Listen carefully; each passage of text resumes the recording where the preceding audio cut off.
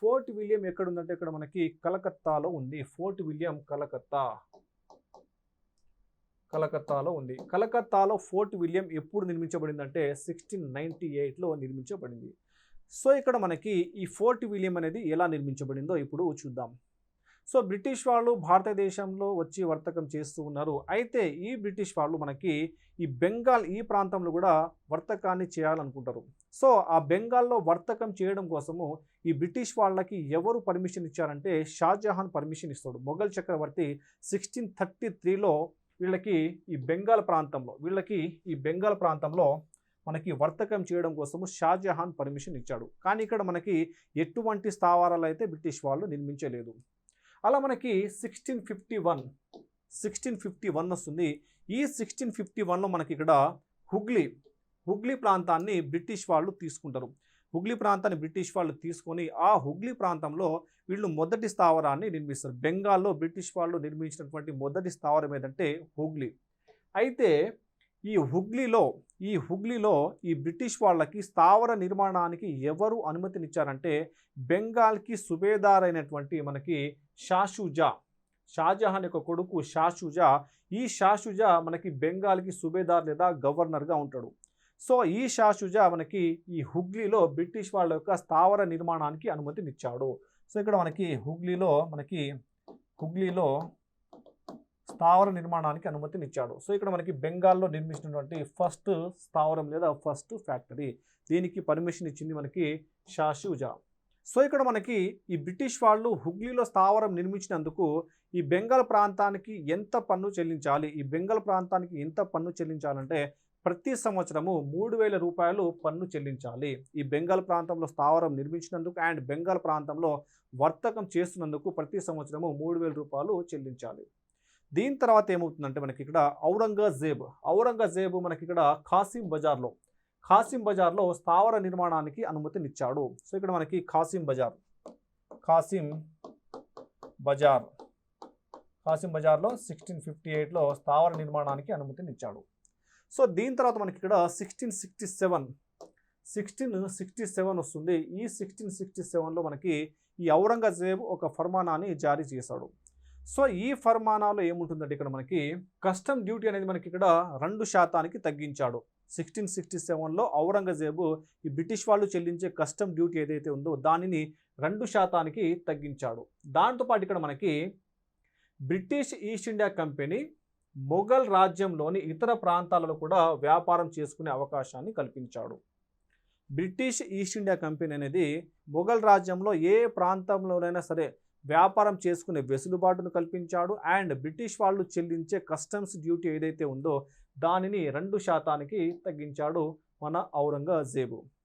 So ఇక్కడ మనకి custom డ్యూటీని ఎవరికి 2% తగ్గించాడంటే బ్రిటిష్ ఈస్ట్ ఇండియా కంపెనీకి తగ్గించాడు. అయితే ఇక్కడ ఏమవుతుందంటే ఈ బ్రిటిష్ అధికారులు ఎవరైతే ఉన్నారో ఈ బ్రిటిష్ అధికారులు సొంతంగా వ్యాపారాలు చేసుకుంటూ వీళ్ళు పన్ను చెల్లించకుండా ఈ 2%కే పరిమితం అవుతారు. ఇక్కడ పర్మిషన్ ఇచ్చిందేమో బ్రిటిష్ ఈస్ట్ ఇండియా కంపెనీకి, కానీ ఇక్కడ బ్రిటిష్ అధికారులు సొంతంగా వ్యాపారాలు చేసుకుంటూ పన్నును చెల్లించకుండా ఈ మొఘల్ అధికారులను బెదిరిస్తూ ఉంటారు. అలా మనకి 1686లో మనకి హుగ్లీలో మొఘల్ అధికారులు ఏం చేస్తారంటే ఈ బ్రిటిష్ అధికారులను కొడతారు. 3 బ్రిటిష్ అధికారులను కొడతారు మన మొఘల్ అధికారులు. దీంతో ఇక్కడ మనకి బ్రిటిష్ అడ్మిరల్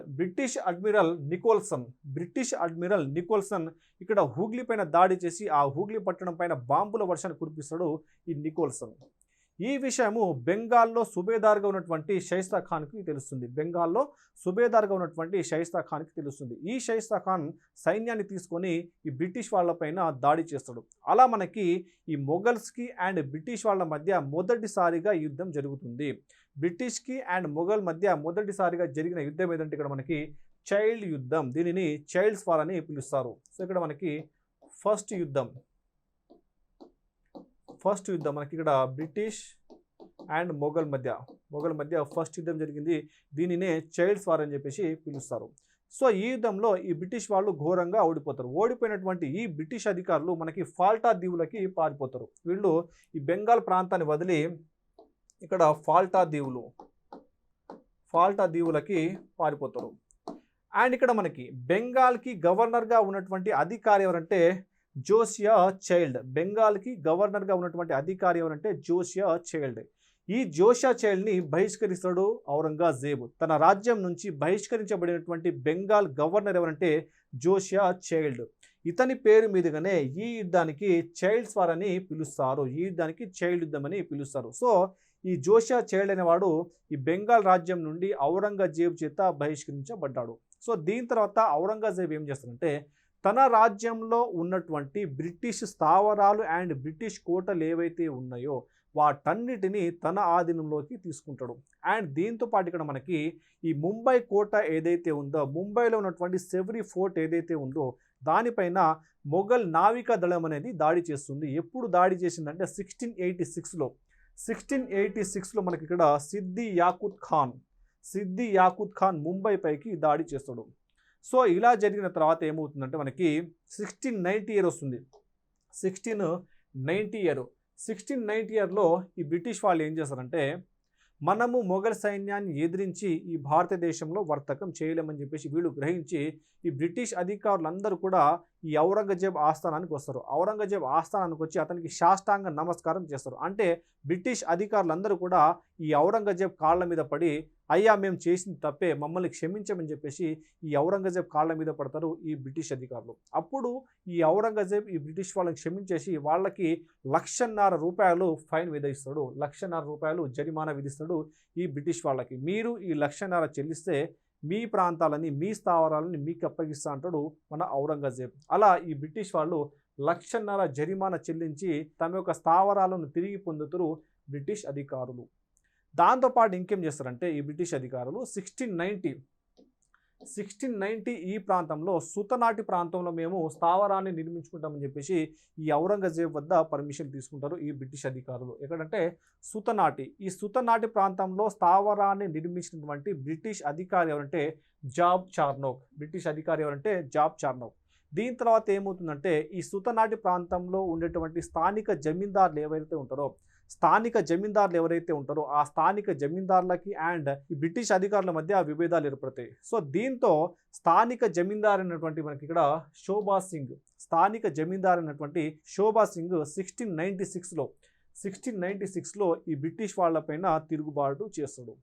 సో అప్పుడు ఈ బ్రిటిష్ వాళ్ళు డిసైడ్ అవుతారు, మనము ఈ సుతనాటి లేదా ఈ బెంగాల్ ప్రాంతంలో మనము స్థావరాల చుట్టూ ఒక కోటని నిర్మించుకోవాలని చెప్పేసి డిసైడ్ అవుతారు. దాంట్లో భాగంగా వీళ్ళు ఏం చేస్తారంటే ఔరంగజేబుకు పర్మిషన్ తీసుకుంటారు. మా పైన ఇలా దాడులు జరుగుతున్నాయి, మేము సేఫ్గా వ్యాపారం చేసుకోవాలంటే మాకు రక్షణ కావాలి, మా స్థావరాల చుట్టూ మేము కోటను నిర్మించుకుంటాము, మాకు పర్మిషన్ ఇవ్వండి అని చెప్పేసి ఈ ఔరంగజేబు వద్ద పర్మిషన్ తెచ్చుకుంటారు ఈ బ్రిటిష్ అధికారులు.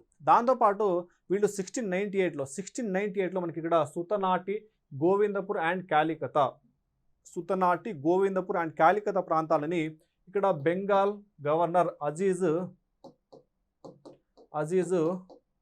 ఉష్ షా నుండి ఈ ప్రాంతాలని తీసుకుంటారు. సో ఇక్కడ మనకి ₹1,200 చెల్లించి ప్రతి సంవత్సరం చెల్లించి ఈ ప్రాంతాలని తమ ఆధీనంలోకి తీసుకుంటారు. అండ్ ఇక్కడ మనకి జమీందారీ హక్కులని పొందారు. జమీందారీ హక్కులను పొందారు ఈ బ్రిటిష్ వాళ్ళు. ఎవరి నుంచి పొందారంటే బెంగాల్ యువరాజు అయినటువంటి మనకి ఇక్కడ అజీజ్ ఉష్ షా నుంచి వీళ్ళు జమీందారీ హక్కులని పొందారు.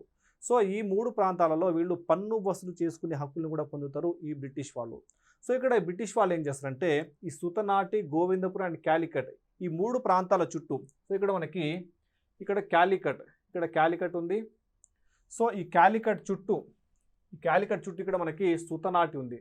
ఇక్కడ సుతనాటి అండ్ ఇక్కడ మనకి గోవిందపూర్, ఇక్కడ మధ్యలో కాలికట్, ఇక్కడ సుతనాటి అండ్ ఇక్కడ గోవిందపూర్.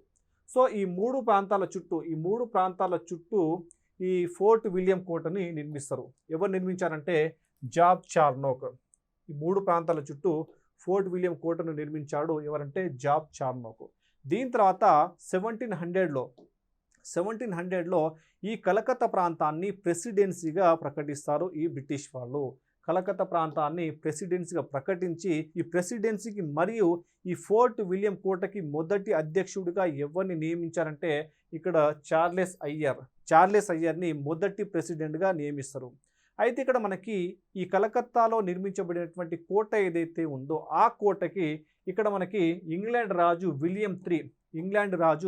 విలియం 3 పేరు మీదుగా ఈ కోటకి ఫోర్ట్ విలియం అని పేరు పెట్టారు. సో ఇది మనకి ఈ ఫోర్ట్ విలియం కోటకు సంబంధించిన అంశాలు. సో ఇక్కడ మనకి భారతదేశంలో మొదటి ప్రెసిడెన్సీ ఏదంటే మనకి మద్రాస్ తర్వాత బాంబే తర్వాత మనకి ఇక్కడ కలకత్తా. ఇవి మనకి భారతదేశంలో మొదటి 3 ప్రెసిడెన్సీలు.